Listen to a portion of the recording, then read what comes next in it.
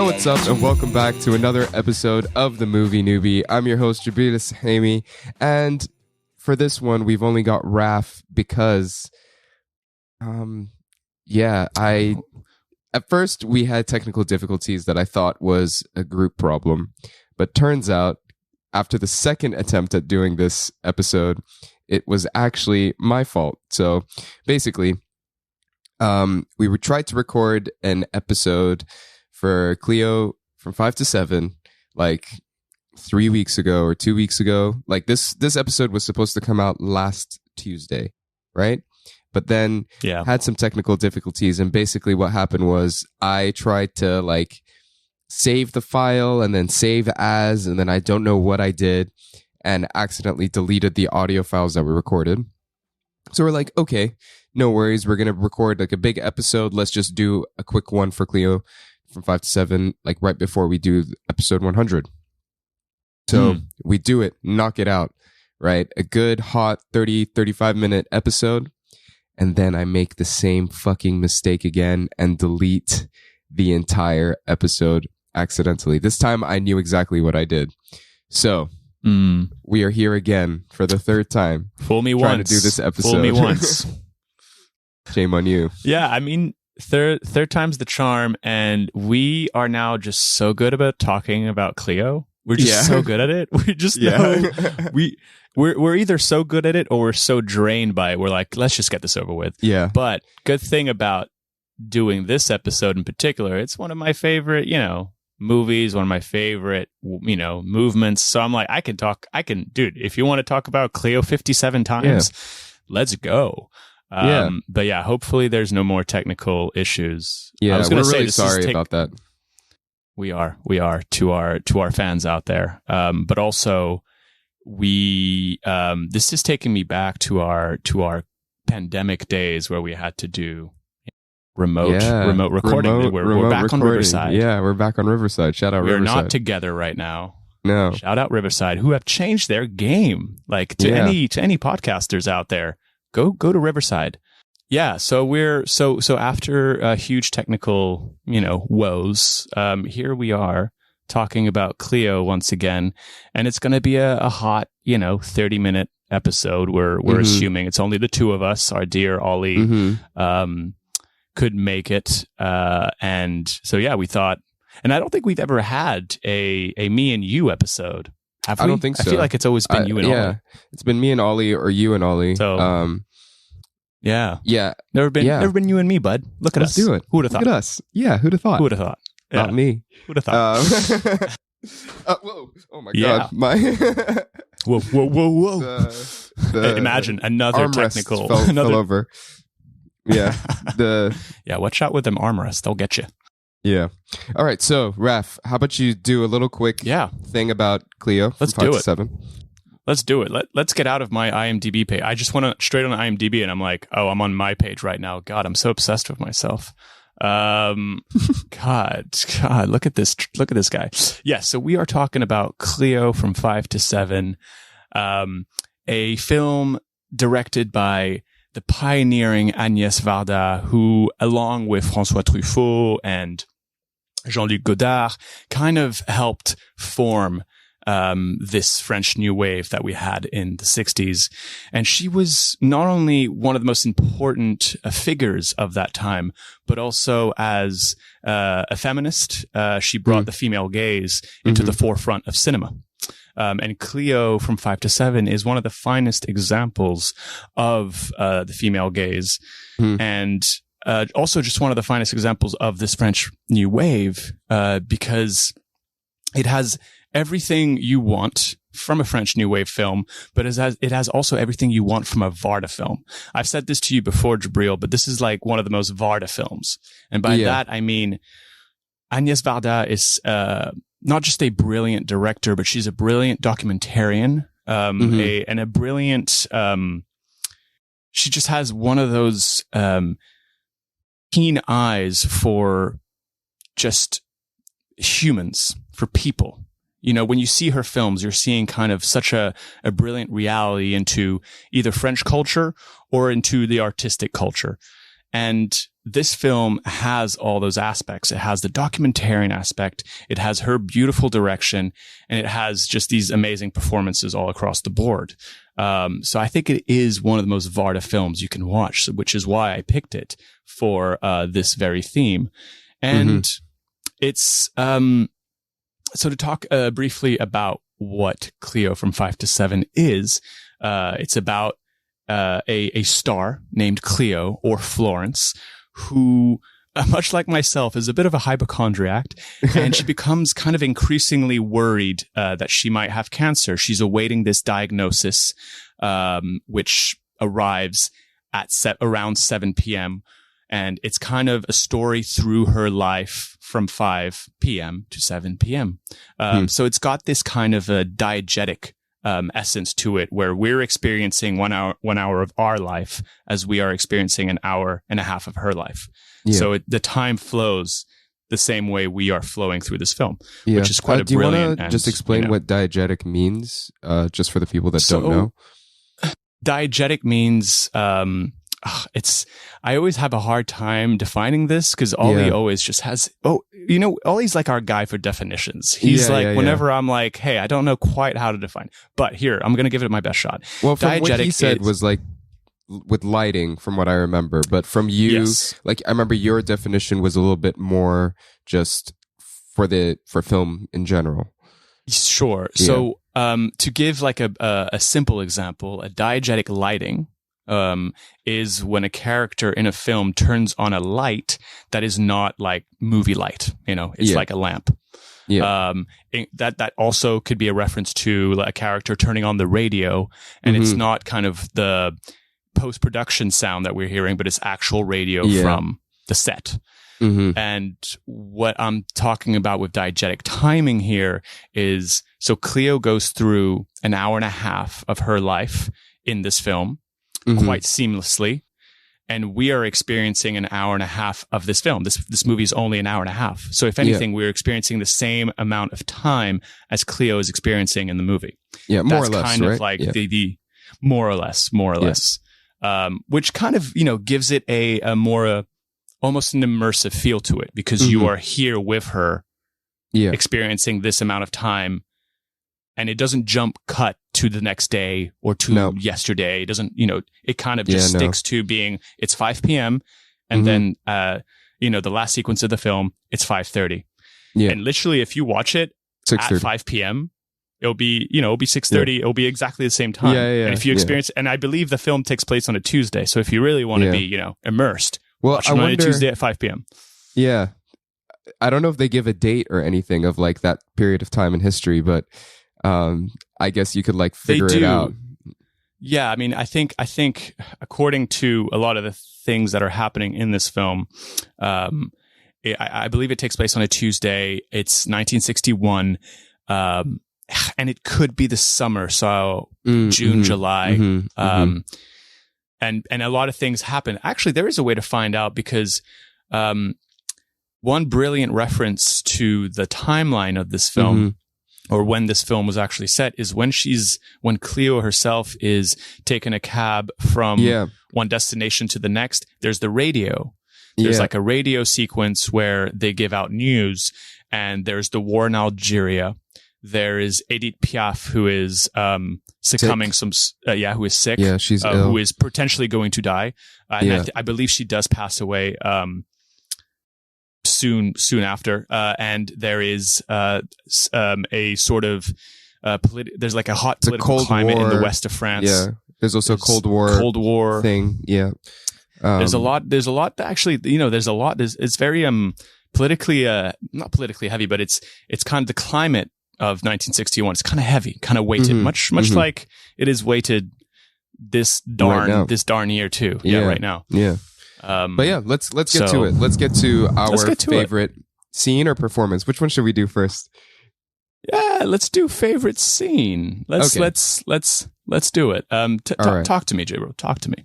Yeah, so I think my favorite scene in this movie was I have two favorite scenes now that I think about it.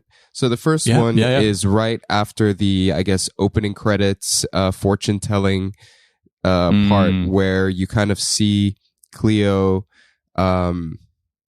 really like the start of her issues, or like the start of what she's afraid of, and like basically it's an intro into her ego or her fear of what's going on. And so it's kind of shown in that scene where everything is mirrored. You know, she's like,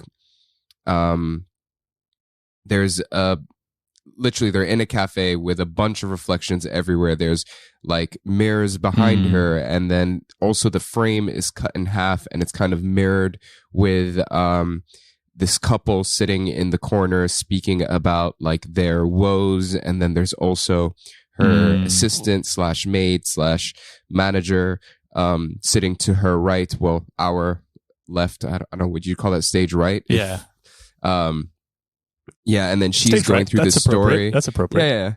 Yeah. So she's going through her story about like this guy in a village that she lived in, and how he was sick and he was trying to run away from the sickness, and then in turn he like has the best time of his life, comes back home to find that his wife had succumbed to the same illness that he did, or something like that.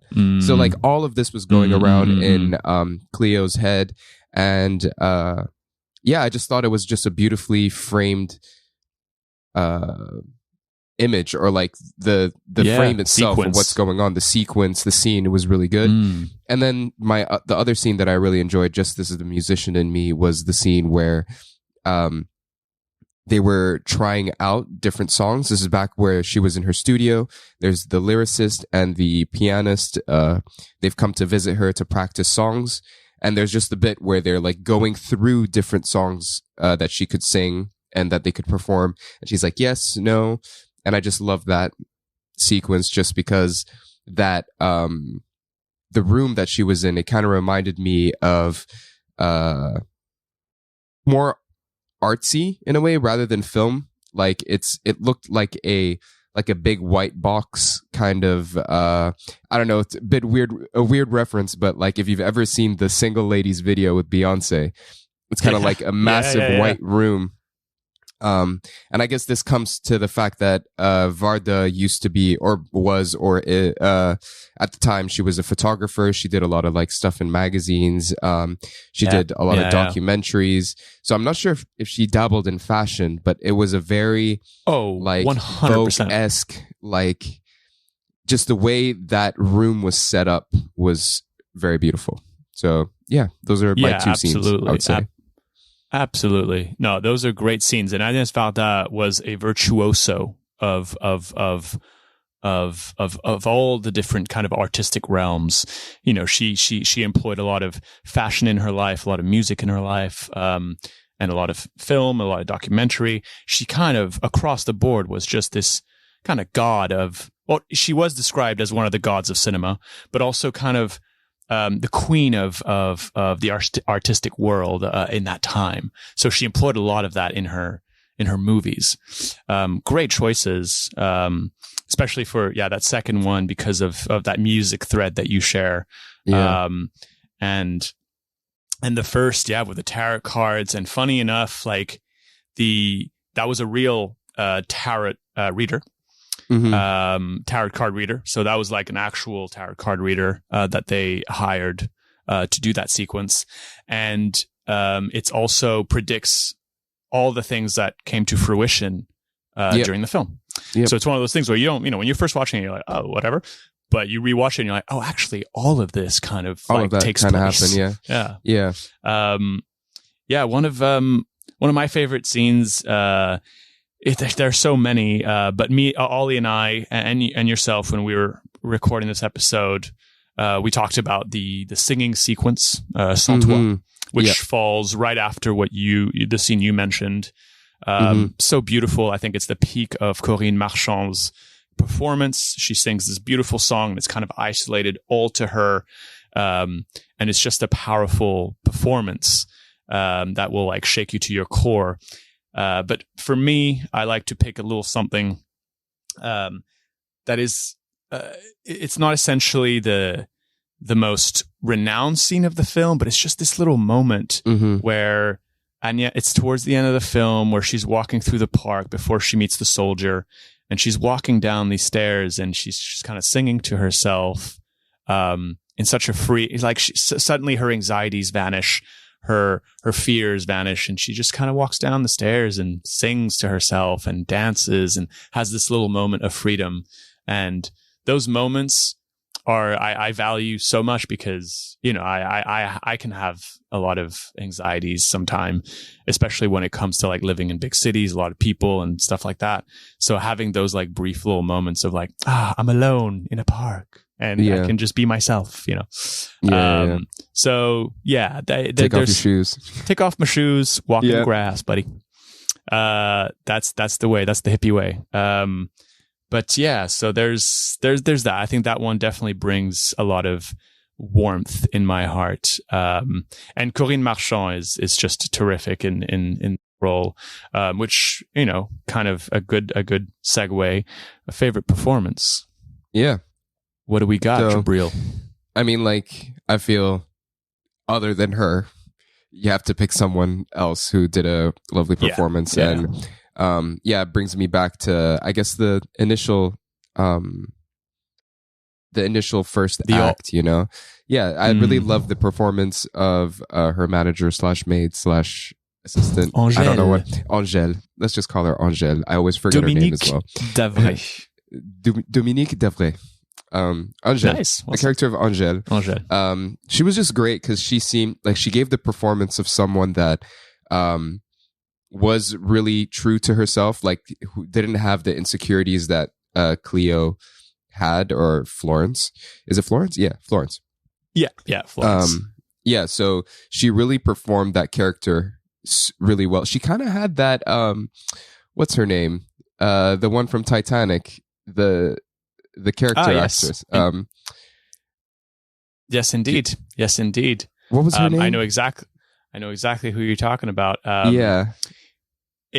my gosh! It's gonna come to me. It's Kathy Bates. Kathy Bates. Margaret Brown. Yes. So she had a Kathy Bates kind of like feeling, and if I'm not wrong, I think Kathy Bates was my favorite performance from Titanic. It was.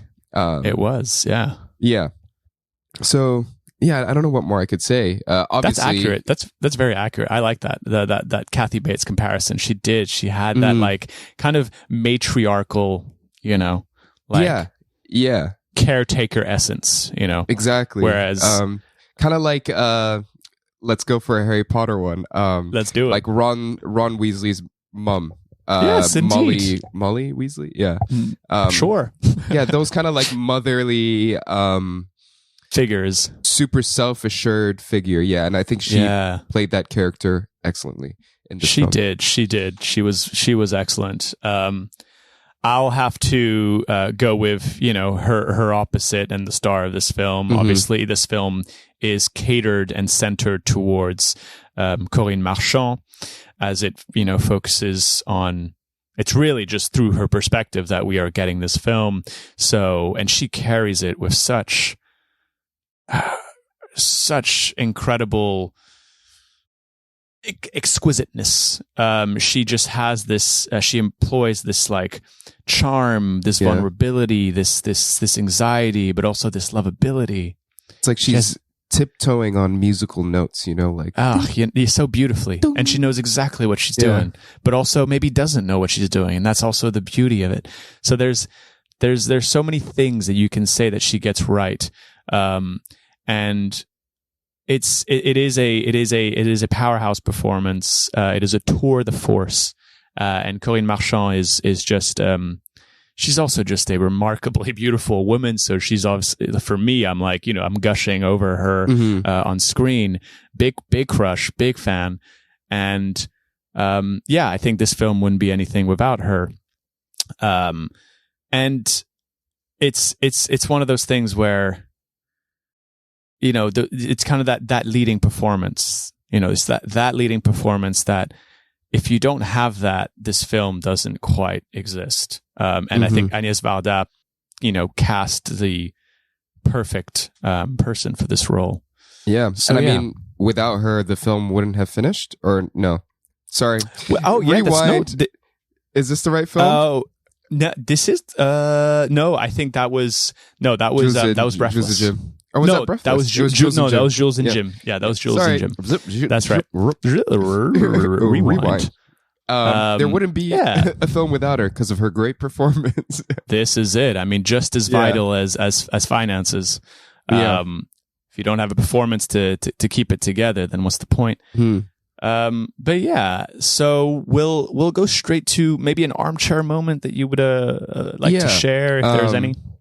Yeah, so I guess initially when I watched this film, I found it a little bit slow in parts, especially in the final act or the second act. Like I did like the initial, basically when the mirror, so the one of the metaphors of this film that goes throughout the first half is basically there's a lot of mirrors and she's always checking herself out, like because she's so unsure of herself. And then when she starts to kind of like realize that, or like come to terms with what her situation is, and there's like a shift in her mentality, you see the lack of mirrors, and also the lack of her looking into her reflection.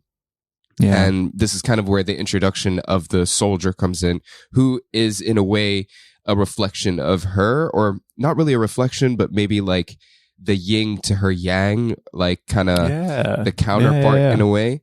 But there were bits where I was like, this is kind of lagging a little bit too long. Maybe the conversation is going a little bit too much. But then I think that could possibly be the fact that I am reading subtitles. I don't understand the beauty of the French language in this aspect. I think I might have said it in a previous episode, but it's hard for me to concentrate on what is going on visually while I'm reading subtitles. So I'd have to watch this movie multiple times to probably fully get the effect of what is going on. And I think you make a good point with the language barrier, just because there are things that don't quite come through translation. And I think I gave an example of that when we were saying about our favorite quotes. Yeah, the joke. There's a joke. It's like it's a play on words. And you know, obviously if you French, you'll get it and it'll be quite charming and funny, but it doesn't quite land or doesn't quite exist in English. So there's that with language that, you know, unfortunately, as much as translation is, you know, ideal, but like, I mean, you can't quite capture the essence of a language. The title of the film apparently is a joke. Because like apparently from 5 to 7 in France, it's when people got busy.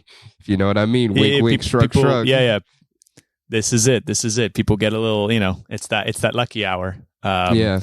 So it is a play on words. Which again, that is the unfortunate thing. So, you know, hopefully you have a French person who can discuss these things and describe these moments to you. Exactly. Who can help me out? Who is that? Well, it doesn't sound like I am, but I am French. I know most people that are listening to this podcast know this by now, but there's a lot of people that don't. That would assume that I'm from North America. Yeah, like all of us. Like all of us, and I get it. But yeah, so it's one of those things. But I understand this armchair moment. There's definitely bits that feel like it's kind of lulling you a bit. I think those reinforce and emphasize the moments of peace for this film and the moments of peace that she feels. But I understand from a first-time viewer if that's like something that's a little jarring.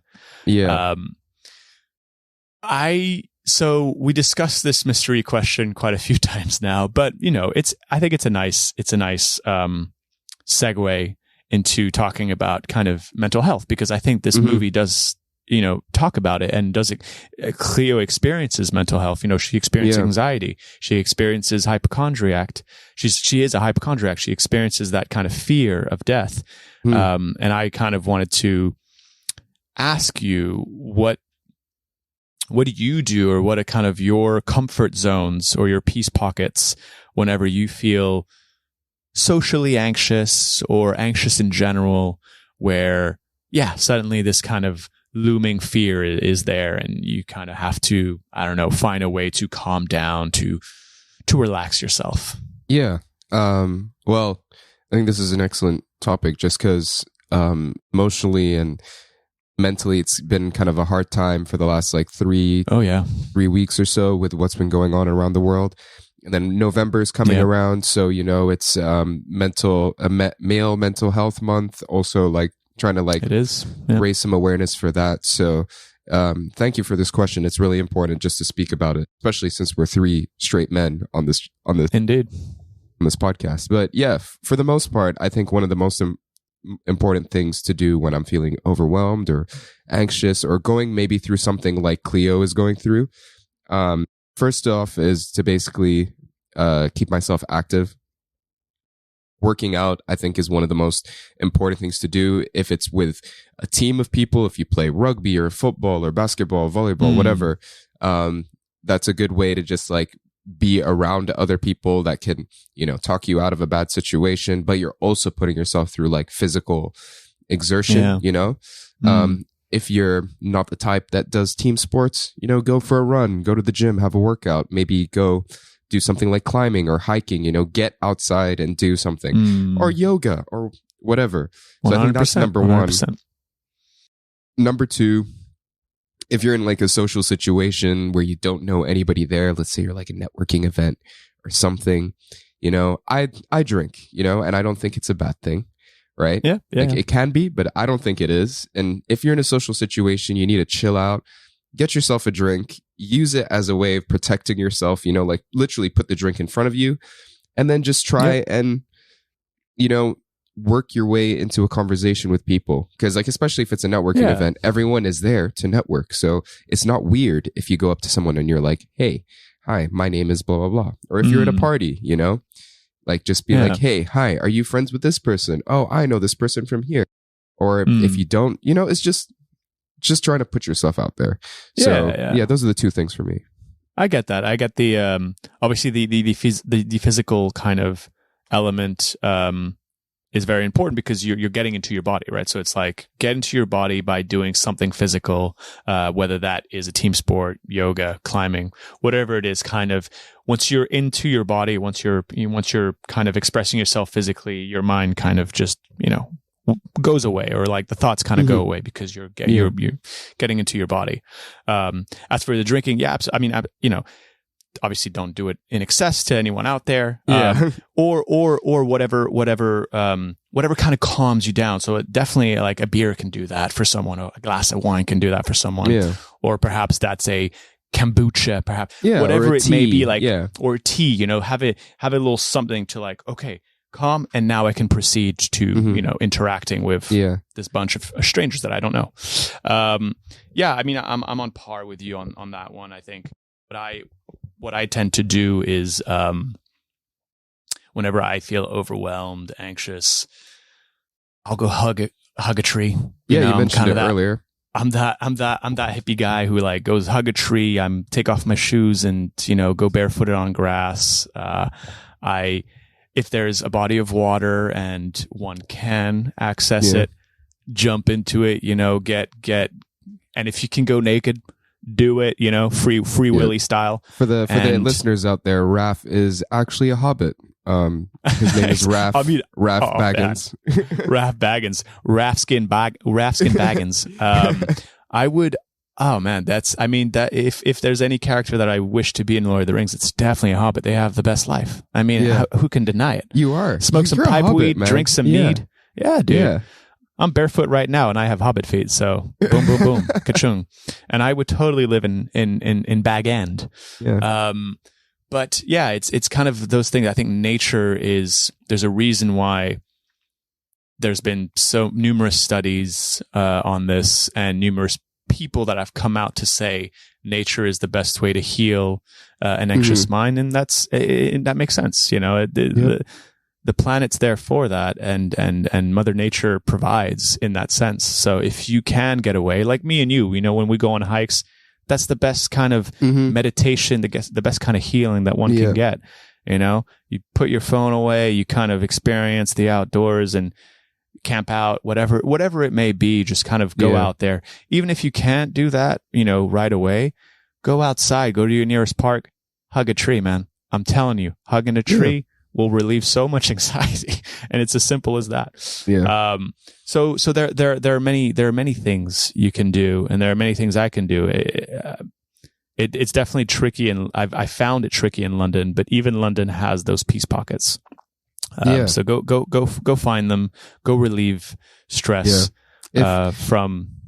If anyone lives in London and they want a nice little like chill spot to go and like have a quiet moment, there we go. There's a place called the Kyoto Gardens, and it was a donation by the Japanese government to the people of London.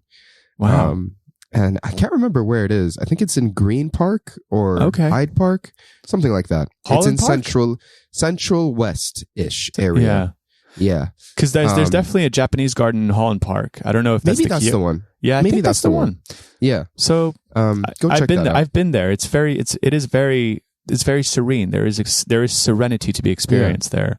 And just go. I mean, London, with all the things that I say, with all the kind of bad mouthing that I do on London, there are some truly fantastic parks here that can help you relieve yourself from city stress and make you think, oh wow, I'm outside. Like Richmond Park is kind of the fine example for me. Is Richmond Park is really one of those parks. It's so tremendously big that you do feel like you've kind of stepped outside of London.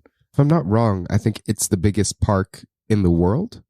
I mean, it could very well fucking be. It's fucking, there's deer there. I think it might be. Yeah. It's that big that there's just herds of deer that just camp out there. Yeah.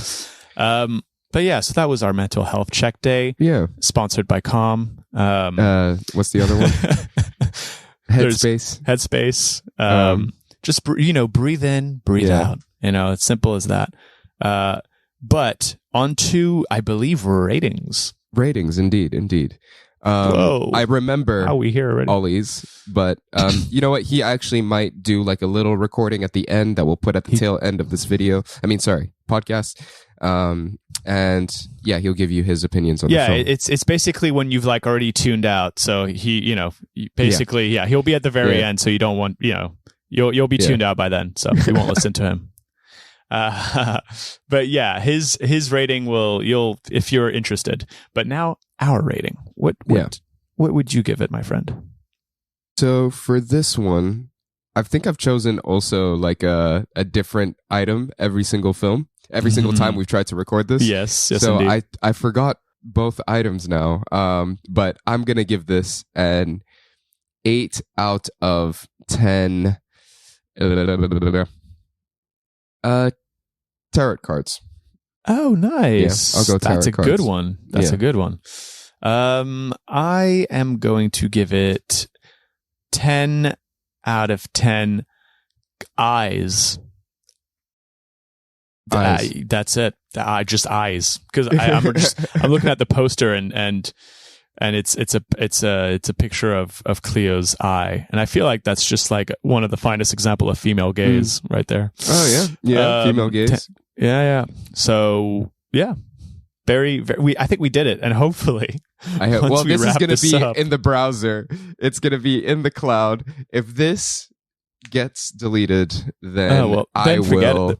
Forget about it. I will buy the first person to comment a super big pint of beer. Wow. Yeah, there you go. A mega pint. A mega pint. And if you don't drink beer, I'll get you a Steiner. Steiner. All right. Yeah. And if you don't drink beer, I'll get you like a Coke or a tea or something. Yeah. A chocolate chip cookie. A chocolate cookie. Oh, chocolate good. milk. Okay. That's an inside joke between Jabril and I, and we are wrapping this up before we go cuckoo bananas. Yeah.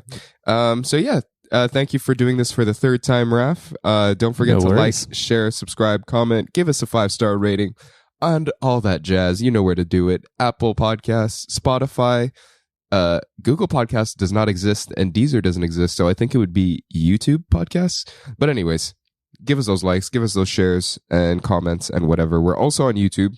And then yeah, we're going to be having our episode 100 coming out next week. I hope you enjoyed that. And then we're going to be back with the French New Wave after that. For the final episode. And yeah, stay tuned. Love y'all. Peace. Catch you soon. Bye-bye.